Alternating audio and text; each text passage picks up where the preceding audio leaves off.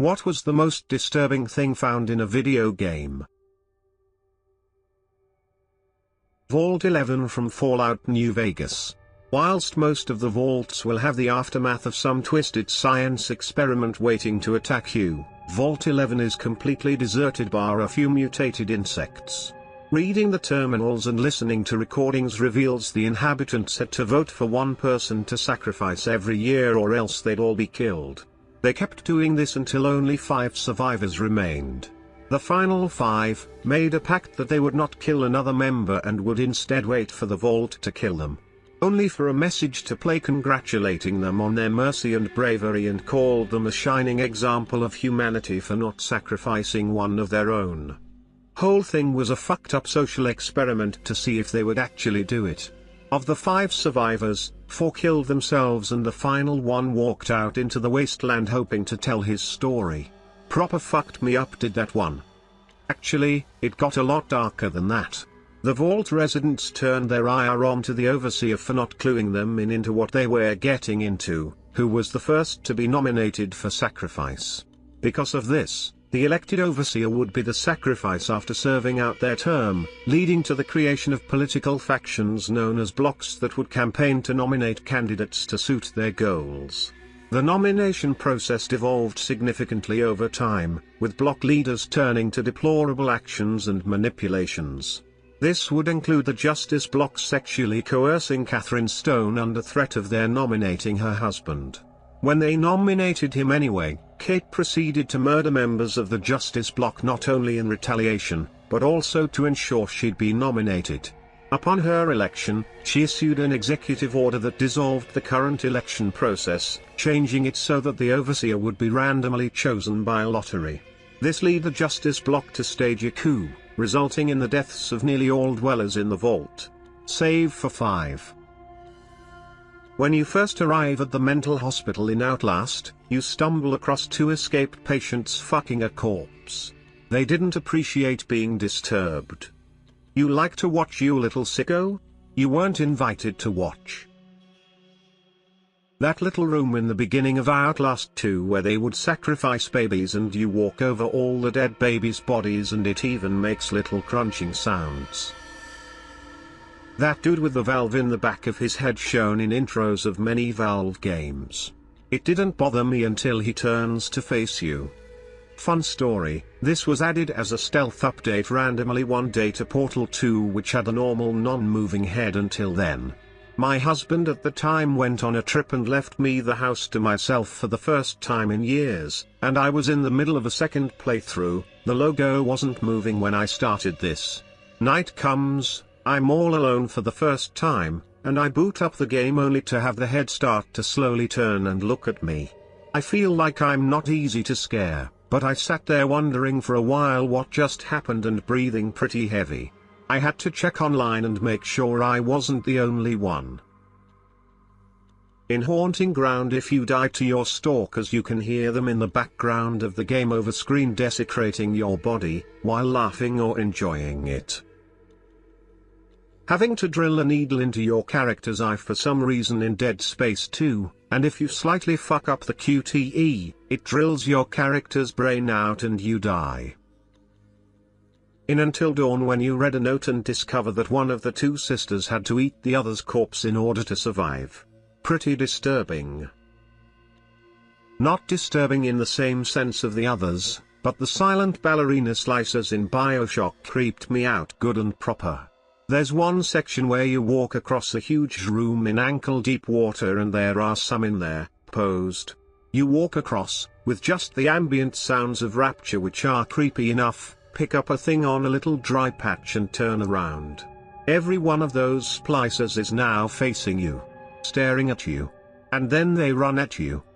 I panicked and fired my plasmid, the electric bolt one, and killed them all. And they all fall down without uttering a sound. Brr. Red Dead Nightmare.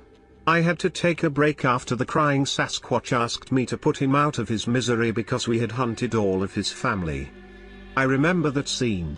I was a young teenager at the time who begged my parents to buy me the Undead Nightmare disc from Walmart. All I wanted was to shoot some zombies, but instead I got hit with a moral choice about whether or not to kill this miserable Sasquatch. I must have spent a good 5 minutes just thinking it over before deciding to put him out of his misery. I remember feeling guilty afterwards and wondering if I did the right thing. Finding another Sasquatch roaming around in the woods a few days later certainly made me feel like a horrible person. The new Fallout games have some depressing holotapes. Fallout 4 has one very early in the game of a teenage girl who found out she was pregnant. Her family and the child's dad abandoned her, so she stayed in an abandoned ranger lodge as the bombs fell. Fallout 76 has ones about a miner trapped in a mine shaft after the bombs fell. As you progress deeper into the mine, you pick up tapes detailing him and other miners slowly dying. The last one is about the miner reminiscing about his first date/dance with his wife and ends with him singing "You Are My Sunshine" as he runs out of oxygen. I think the talking fetus from the PT demo to be quite disturbing. The most disturbing thing was Konami fucking what would be the best horror game ever. I found a letter on a dead body in Dishonored. It was a love letter from a husband to his wife. They had the same names as some friends of mine, a friend from HS and her husband whom I don't know all that well, so I thought that was neat. Then, I found another throwaway character in Fallout 76 that had the same name as an old friend of mine, First and Last, and the wiki shows he was born in our state. Creepy as fuck until I found out my friend's husband worked on both games. Evidently, they let you put personal Easter eggs in some games. That fucking piano from Mario 64. I think the beginning of Evil Within 1 was pretty brutal and disturbing when you start out hanging upside down in that basement area and that big butcher dude slices another guy's throat in front of you, then walks away. You're hanging upside down squirming and can see the blood pouring out on the floor. There's a mission in I think the second Hitman game where you're supposed to find the abducted 19-year-old daughter of an unnamed client. The suspected abductors are a couple of brothers in the meat industry, and one of them is throwing a butchery-themed BDSM party in one part of their factory, so it's already fucking terrible. Anyway, you find the girl in a hidden room, hanging upside down from the ceiling, butchered by the other brother. You learn he had an obsession from a little shrine in one corner with a photo of the girl with her eyes scratched out and the word bitch written over it. Fucking terrible scene. Psychonauts. When you go into Mila's mind. It's so fun and cheery until you find the hidden room where you find out about her past, how she used to work at an orphanage and it burned down while she was out shopping. Because of her psychic abilities, she apparently heard all their screams. She tells you not to go further, and if you do go further you come to a room with a bunch of blobby creatures behind a cage whispering "Help us, save us." She tells you that it's dangerous there, but luckily she has her nightmares under control. It was just so sad and shocking seeing something like that in a game I thought would be a happy and funny children's game. Though I guess the game did end up having a lot of twists, which makes that scene seem like a pretty Psychonauts-ish thing now. In Red Dead Redemption 2, you can find a lady who used to be a prostitute, but as she got older, less men visited her, so she wasn't getting much money, and she was getting pretty lonely. You can find her skeleton outside her cabin, and apparently she killed herself by overdosing. There's also another one where you can find a daughter of a very rich family locked up in a toilet. She's possessed, but she used to be happy, and you can tell by finding pictures of her. This game is very sad sometimes. That game is very sad basically all the time. Like every cabin and farmstead seemed to be another little tragedy. Nature item mauled by bear. Cabin with people sitting at the table bullseyed by a meteor through the roof. Then there was the fucked up shit like the house where some scientist was trying to make man bear pig, the cult mass suicide, and the mysterious painting, oh, and also the vampire. Pyramid Head abusing the mannequins in Silent Hill 2. Silent Hill 2 was the first video game that really sunk itself into my brain. I couldn't stop thinking about it. The themes of grief, abuse, self-harm, self-hatred, and eventual forgiveness were brilliant. I was 14 when I first played it. Now I'm 34 and it's still one of my favorite games of all time. The big spoilery moment in Doki Doki Literature Club hit me surprisingly hard. Probably a combination of how believable it was and the juxtaposition with what the game had been like up to that point. The entire Soma game is depressing and disturbing AF. Totally would recommend TOE. This is real horror. Actual existential horror that goes far beyond the game and stays on your mind. I would recommend everyone play or watch a Let's Play of it. Such a shame they never made DLC or a sequel and that it didn't sell as well as Amnesia. Just the fact that humanity is already fucked from the start. The apocalypse has happened, everyone is already dead, there's no trying to avoid it, that happened before the game even started, no plan to go back in time and fix things. No, it's too late. I've never seen a game start at the worst possible ending, the few survivors just existing day to day, no hope, dealing with depression at being the last ones left. People committing suicide because. Yeah, why not at that point? This makes the Fallout series look cheery. And then the AI, just trying to act out its one goal, save humanity. Keep everyone alive by any means possible. That's the antagonist. The machine trying to stop people from killing themselves. No malevolence, just a lack of context for when life has meaning and what counts as life. And the fact that the humans and your only goal is to copy yourselves onto a fake digital world to pretend everything's okay, abandoning reality forever, as if that's a solution. At least the AI was trying to fix things, iteratively getting better, albeit with a lot of awful experiments gone wrong along the way, but you have the option to destroy it and achieve the hollow goal, leaving the world dead. And that's not even touching the horror that is there's no such thing as moving data, only copying then deleting the original. Scientists killing themselves mid-mind transfer, so that there's only one stream of consciousness, never two minds. As if that means that they themselves actually get to exist on the Ark. There is no coin flip. Really makes you question the whole concept of uploading your brain, becoming an AI. And when every atom of your neurons is replaced bit by bit over the years, what sentience even is? Are you the same you from years ago? Did your old self die when you went to sleep last night, and a new you started up this morning with mostly the same memories? Truly terrifying stuff, packaged into a game. They didn't even need to add monsters or traditional horror really. Hearing your other body panic after the body transfer was horror enough. If anyone is interested in more of the same kind of deep thoughts in a game, I recommend Outer Wilds. If you dig into the story that has the same melancholic vibes. White phosphorus seen in Spec Ops: The Line. Also, killing tons of civilians in an airport acting as a Russian in Modern Warfare was pretty disturbing. Well, Red Dead Redemption 2 is full of disturbing stuff, not only for a action/western game, but in general. You can start with the Night Folk. Those creepy motherfuckers surprised the shit out of me in my first random encounter. They did stuff like putting a wagon with a dismembered horse right outside the camp, scaring my horse, just to name one example. But honestly that's nothing. The Skinner brothers are the real deal. Some of the things you see include impaling, crucifying and cooking people to death, disembowel people and, as their name might give away, scalp them.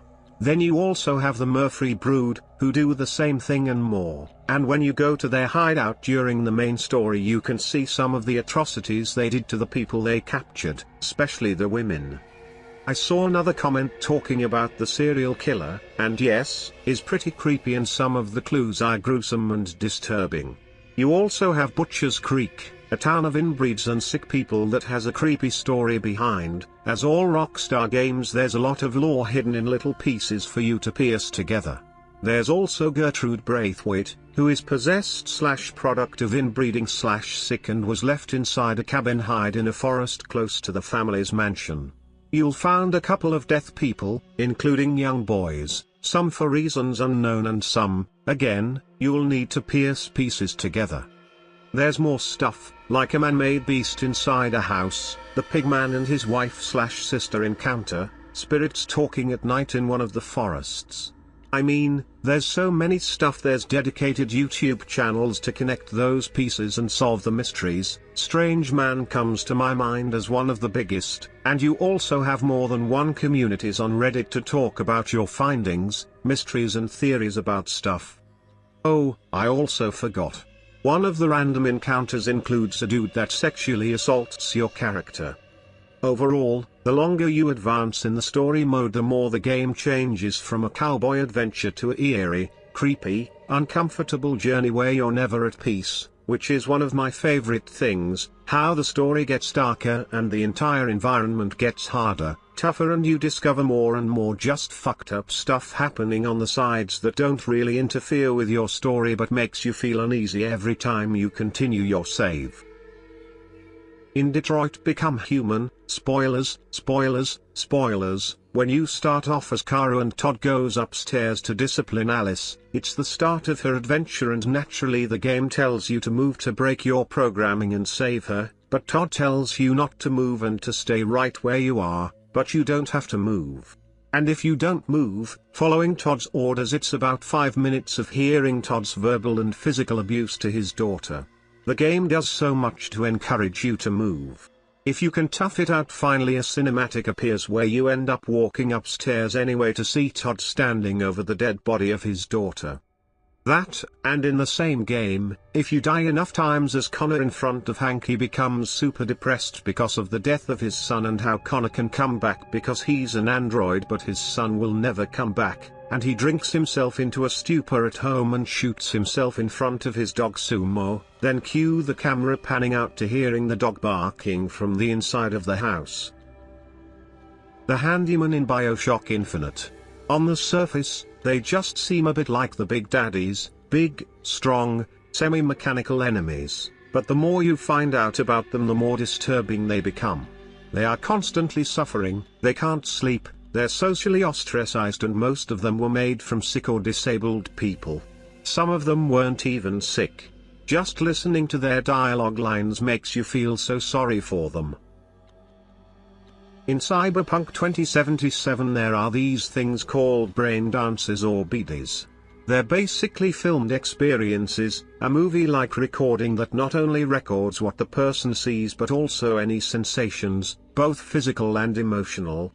The first one you come across early on is of what appears to be two apparent friends planning to rob a store. Only after one of them successfully robs the store the other appears and promptly shoots his friend in the head, dead. And that was the real point of the BD, to experience the thrill of the robbery followed the terror of real death. That was a very tame one by illegal BD's standards. Others have titles like Body Horror 12, The First and Last Time, Rotted Alive or Golden Shot 4. The game makes you follow the trail of the manufacture of what are some incredibly grim torture porn XBDs. One act you meet the editors, who were involved in recent production of a kidnapping, torture, murder XBD of a child. Turns out they are a father-son team. You can sneak in and rob them, or you can shoot one of them, then listen to their cries of anguish over their dead family member as you continue with the quest to rob their premises. Later you raid the place where some of the most horrific XBDs are made. It's basically a torture porn factory, and whilst you don't see any of the actual snuff, torture what is left behind is disturbing enough. You are there to rescue a friendly NPC. She is found beaten, bloody and catatonic in a dark room next to a soiled mattress that has a large blood stain in the middle. Next to the bed are a mixture of sex aids and torture devices. You rescue the NPC but she never recovers and later commits suicide. You don't really stop and think about it too much, as when you're playing you're concentrated on the actions of the game, but the stories in Cyberpunk are incredibly dark and fucked up. LV 100 Magic Up. There's a co-op game on Steam called It Takes Two. It's not nearly as disturbing as the horror genre games already mentioned. I think that makes it worse. The aesthetic is really cute, something you might play with your kids even. You're married parents that turn into puppets when your daughter wishes you would stop fighting, something like that. To turn back into humans, you have to collect your daughter's tears. Well, Mom thinks it's a great idea to go murder the daughter's favorite stuffed toy, who is alive and sentient. The murder scene is so drawn out, it was legit disturbing. The game forces you to tear its ears off first and then to drag. You have to spam X on the controller, it's so you can throw it off the side to its death, all while it's begging for its life in an adorable squeaky stuffed animal voice. Also you can make your daughter cry. My partner and I felt so dirty. This War of Mine is a small indie game that puts you in charge of a group of civilians in a war zone. You have quite a lot of depressing stuff to do to help them make it through. The game is so good at capturing the demoralizing mood of being on your own in a war zone that I stopped playing it after a few hours. I'm not going to mention Stellaris, because invading other planets to enslave or even eat their inhabitants, etc. may be disturbing when you think about it. You can even mod them to taste better and nerve staple them to make them compliant, but it's not displayed in a disturbing manner in the game.